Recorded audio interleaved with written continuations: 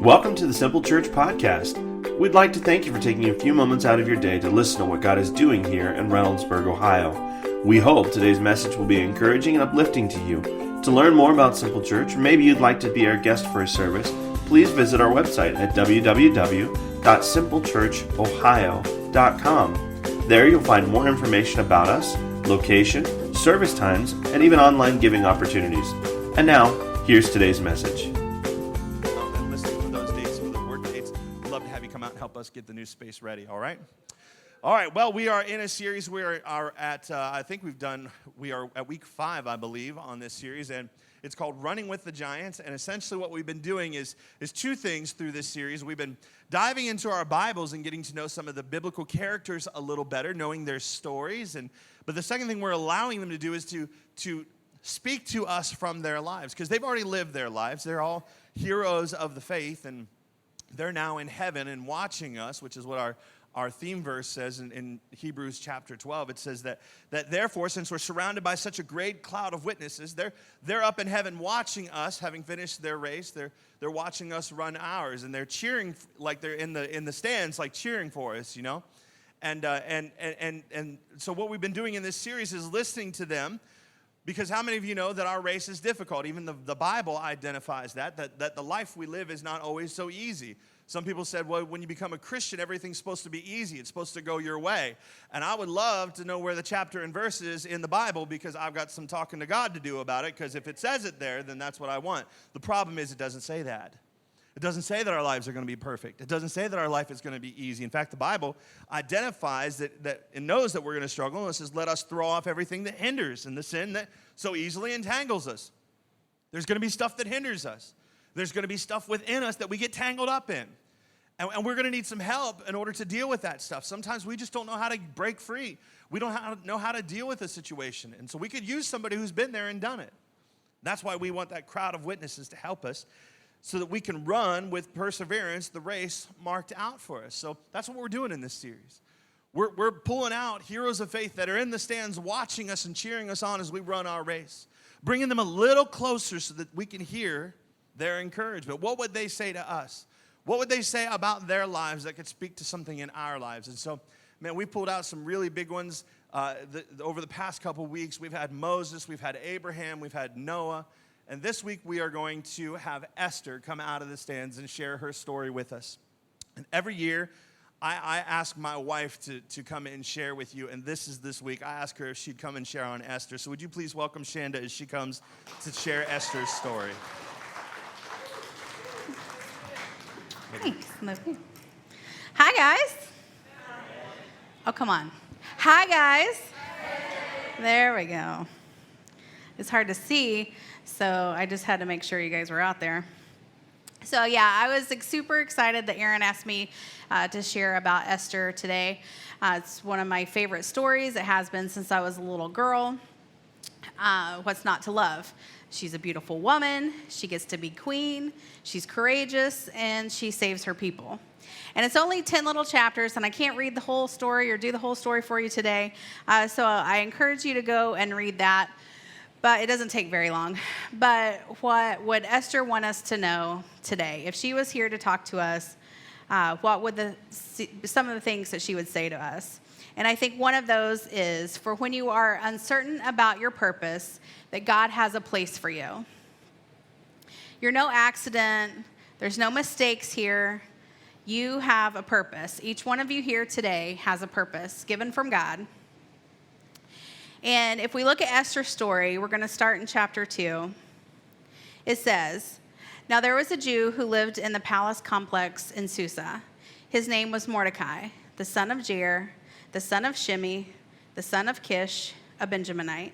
His ancestors had been taken from Jerusalem with the exiles and carried off with King Jehoiakim of Judah by King Nebuchadnezzar of Babylon into exile. Mordecai had reared his cousin Hadassah, otherwise known as Esther, since she had no father or mother.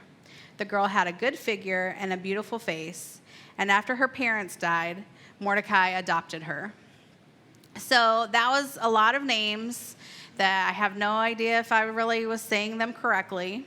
It helps when you have the Bible app on your phone, because then it reads it to you, so you get a little better idea if you're saying the names correctly, just a hint for you. But all of that was to say that Mordecai was a Jew, Esther was pretty, and her parents had died, and she was being raised by her cousin. And they were in a foreign land. And I can only imagine how out of place that Esther may have felt living in a foreign land. I know just going on our missions trips to Honduras, since I don't speak Spanish, it kind of makes me feel a little out of place. And I felt that many other times in my life. When I was growing up, I was made fun of a lot. I know that's hard for you to imagine because I'm so awesome, but not everybody always thought that. I don't know why. But I was made fun of a lot when I was little. I got glasses at an early age, and I see all the little kids running around now with their cute little glasses, and I'm like, they're the most adorable thing ever. But my glasses were the majority of my face, and for your entertainment purposes, I brought a picture. There you go. Big old glasses. I guess they were in style because my grandma had them too, and a shirt that I can only describe as I look like I was a waitress at Mel's Diner, but I don't know what my mom was thinking, but anyway. And then, growing up, I got a lot of rude comments about my weight. I was a little bit chubby growing up. I was just always a little bit bigger than other girls my age, and I got a lot of mean comments made that were hurtful. And so I also brought a picture of me from high school, just so you can see. Maybe. There we go. That's me my senior year of high school.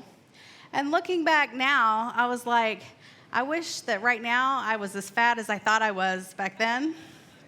But that's all right. But I always had a lot of friends, but those hurtful comments just kind of stuck with me and, made me feel out of place, like I didn't quite fit in all the time. And I guess all of you may have felt that at one point or another, maybe felt left out, left behind, or forgotten even.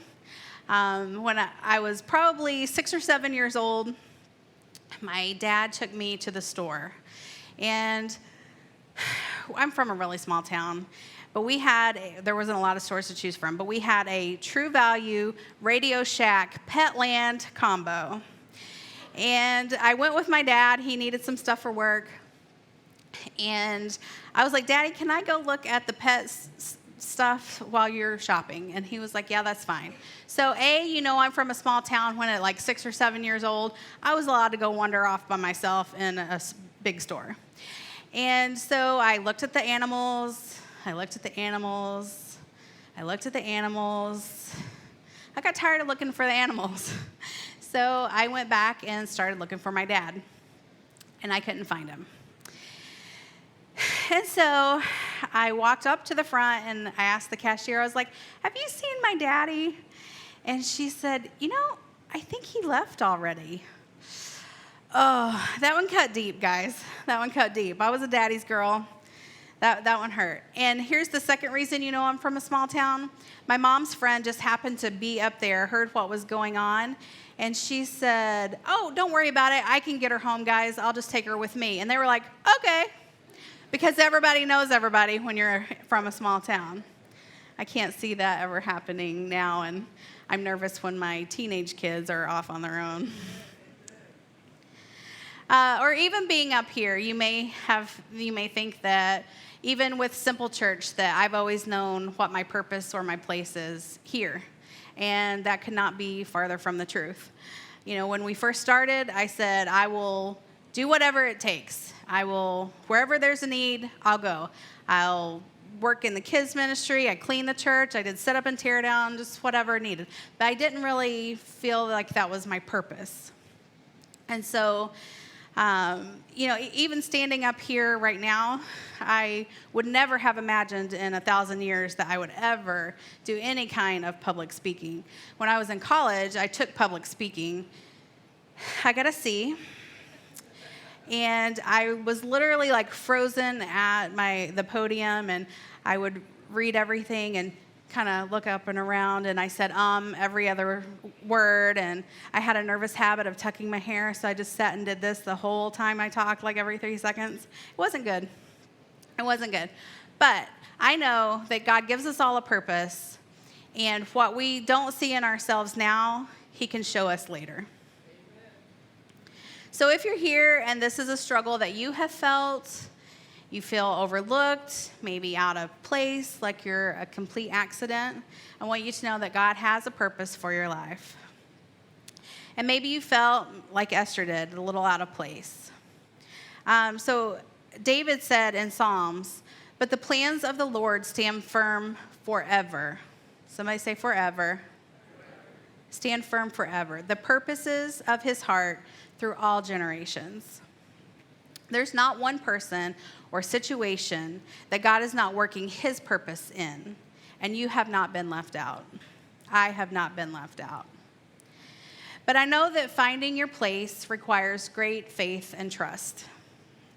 It's not always a big sign that says, "Hey, this is it, turn right." It's sometimes unclear.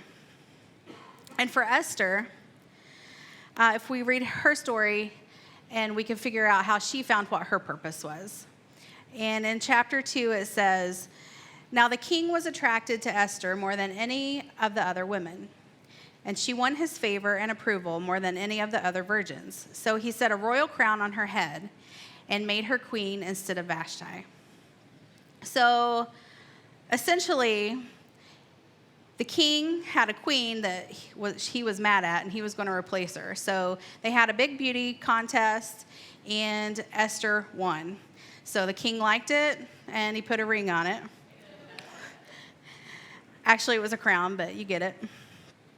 And I promise that the point of this story is not that your purpose is to be pretty, like Esther. So just hold on. And guys, if you've already checked out, I promise that there's something in here for you too. Just before that last verse, it actually says that before each of the women were taken to the king, they were given 12 months of beauty treatments. So guys, buy your woman a spa day. It's biblical. Hey. I will take just a moment to brag on my husband, though, because last Sunday we were driving to church and we were talking about me doing this message. And he said, "I'd really like to give you some Esther treatment this week, and I'm going to treat you to a mani-pedi." That's right, yeah. Well done. He's not just a glorious beard.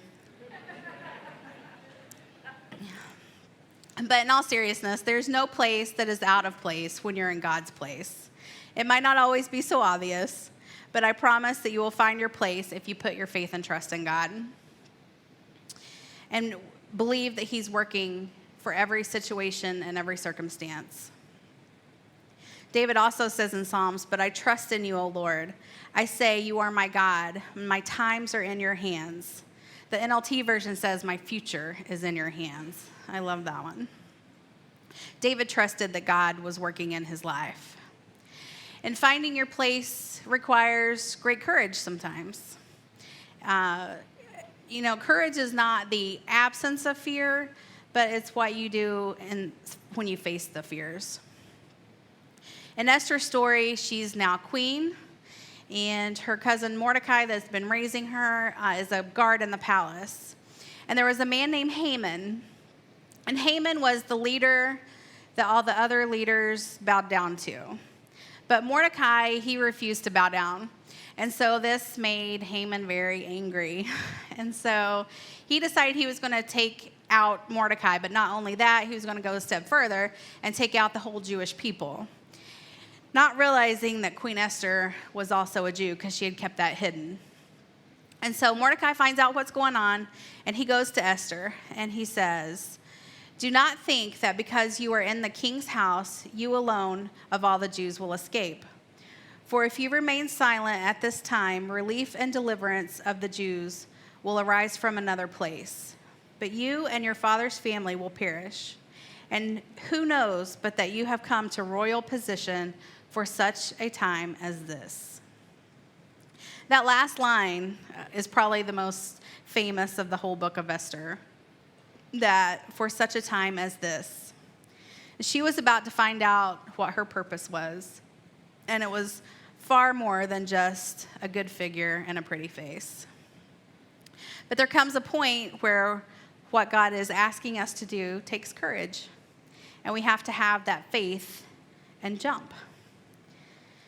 It kind of reminds me of like when you're little and you've learned how, like I took swimming lessons, I knew how to swim, I was pretty comfortable in the shallow end, but that first time that you jump off the diving board, it's a little scary. You take your little floaties off.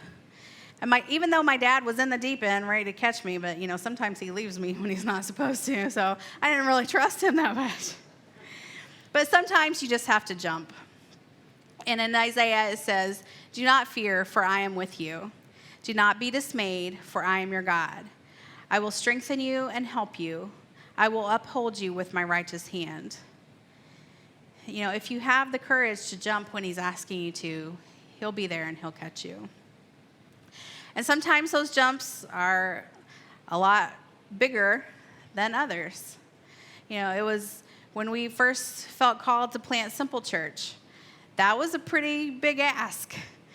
We felt the calling on our lives, but there was no promise of any financial security. There was no promise that anyone would even come, but we just had to jump. And there's other times that we struggle with what God's asking us to do, even when it's something small. Every Sunday night, or the last Sunday of the month, Sunday evenings, we have prayer service here at Simple Church. If you've never been, I highly encourage you to come out. It's a great time. But there was a couple months ago, we were at prayer, and I felt like I was supposed to go pray for Misty. Well, you're probably looking at me like, well, you're the pastor's wife. Why would you struggle with praying for someone? And no, I don't struggle with praying for anyone. And I don't think that Misty would have thought it was weird if, I went up to her and said, I feel like I'm supposed to pray for you. Misty prays for people, so I was fine with that part of it. The problem came with Misty here is one of our bass players here, and she just happened to be in the band at that time. And so I was like, I was feeling that, go pray for Misty, go pray for Misty. And I thought, well, but the band, I'll mess the band up, and the music will stop. Everybody will be looking at me up there. I'll just pray for her after service. And so a little bit later, Aaron comes up to the stage, and he's talking about confessing our sins. And I still feel that, go pray for Misty, go pray for her. And I was like, well, God, if I go right now, people are going to think that I'm confessing something to her, and then people are going to gossip and talk about me, and then it's just, I don't think it's good. I'll just wait. I'll go after service. And so finally, I just kept feeling it. I couldn't make that feeling go away. And so I walked up on stage, and I talked to Misty, and I said, I just feel like I'm supposed to pray for you, so here we go. And I said a little prayer, and I don't think that any of the words particularly that I prayed for her was a big deal. But Misty had tears in her eyes, and she said, you have no idea what I was praying right before you came up here. So the little things are sometimes just as important to someone as the big things that God's asking us to do. Every act of obedience comes with courage to do what God is asking. So what are some of the things that maybe you feel called to do? What are some of the things that you're struggling with? I'm going to use you as an example, Kalisa. Kalisa, I've been talking to her a lot this week. She's got a cousin in the hospital, and he's not doing too well. And Kalisa texted me. She was like, I feel like I'm supposed to go pray for him. And I'm like, you better go. Well, I don't know what to say. I don't know what to do. You'll figure it out when you get there. And I can't wait to hear how all of that turns out. But she went. She was obedient. Sometimes it's not always easy, but we can find the courage to do it. And finding your place sometimes requires great focus on God. And I know that you may think, well, it's my purpose. It's for me, isn't it? But really, it's the purpose that God has given us in our lives. And if we focus on Him It's when we learn what that truly is about. And Esther had to do that to figure out how to go about her purpose. And in chapter 4, it says, "Then Esther sent this reply to Mordecai. Go gather together all the Jews who are in Susa and fast for me. Do not eat or drink for 3 days, night or day. And I and my maids will fast as you do." That's Esther turning towards God to figure out what her purpose was in that moment. God's the creator and the designer, and he's already put inside of you everything that you need to accomplish what the purpose is. But he wants you to look to him to discover what that is. Proverbs says it's God's privilege to conceal things and the king's privilege to discover them. It's our privilege to find out what that is, what God has for us. And sometimes we're like, God, can you just make it clear? But I think if he did that it might not build up the faith and courage that it takes, that it might not teach us to trust him. Turn your focus toward God and don't let you distract you from being the you that God made. It's all from God. We're all made in his image, all of us. We're fearfully and wonderfully made. But finding your place can require great initiative as well. It's the jump. You just have to do it at some point. Esther said, "I will go to the king, even though it's against the law, and if I perish, I perish." That's kind of hard for me to wrap my head around because I can go to my husband anytime I want. We both have a phone, so if I want to talk to him, I just pick up the phone, and I get mad if he doesn't answer it at least by the second ring, right? Or if I text him, and then he doesn't respond, and then I see him post in one of the group meetings that we're in, I'm like, I got you. But I don't understand the fear of death that Esther must have had, because if she went before the king without being summoned, he could put her to death. But after fasting and praying and seeking godly counsel, that's the clarity that came. There was a great quote by Winston Churchill that said, "In every age there comes a time when a leader must come forward to meet the needs of the hour. Therefore, there is no potential leader who does not have the opportunity to make a positive difference in society. Tragically, there are times when a leader does not rise to the hour." He called those missed opportunities a tragedy. When we see the opportunity, but we fail to take it, we don't jump. And every single one of you here today has a plan from God for your life. And one person is no more important than the other. We're all equally as important. This church would not work the way that it does without every single one of you. It doesn't matter if Aaron's the one that is up here on stage or the band is awesome like they are. If you didn't have the parking team, the cafe team, the people who greeted people to make you feel welcome when you come in here, that warm cup of coffee that caffeinates you before you get in these seats, it all works together so that you can hear the message and the words that God has for you. And that's why we preach Growth Track so much around here, because there's a role for every person. There's a place for every person, and that means you. Maybe you're in a situation where you feel like you know what your purpose is, and it's just still not working out the way maybe you thought it would. And I think in moments like that, Esther would have some words of encouragement for us. Like, when you don't understand, stay steady. Just stay steady and wait on him. Romans tells us, "And we know that in all things God works for the good of those who love him, who have been called according to his purpose." Only God can take a bad situation, all the mistakes, all the tragedies of our lives, and turn them around for good. I love that line of the song, Take Courage. And I won't sing it because I already told you I can't sing. But it says, "Take courage, my heart. Stay steadfast, my soul. He's in the waiting." And when you realize God's purpose in your life, you'll feel empowered. There will be grace from God to accomplish what he's given you. He's empowered us for great works. It says that over and over in the Bible. And we just have to walk it out with him. In Acts, it says that God anointed Jesus with the Holy Spirit and power, and he went around doing good and healing all who were under the power of the devil because God was with him. And that same power, God gives us. So just stay steady. And when you know that God is in control, it makes it so much easier to take that next step. He not only wants to save you from your sins, but to be Lord of your life.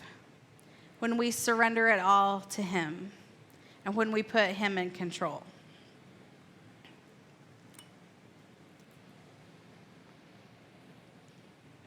Again, if we look in Acts, it says, from one man he made all the nations, that they should inhabit the whole earth. And he marked out the appointed times in history and the boundaries of their lands. God did this so that they would seek him and perhaps reach out for him, though he is not far from any of us. For in him we live and move and have our being. Our being is that purpose that I've been talking about. And I love, my favorite part of that verse is that when it says, he's never far from any of us.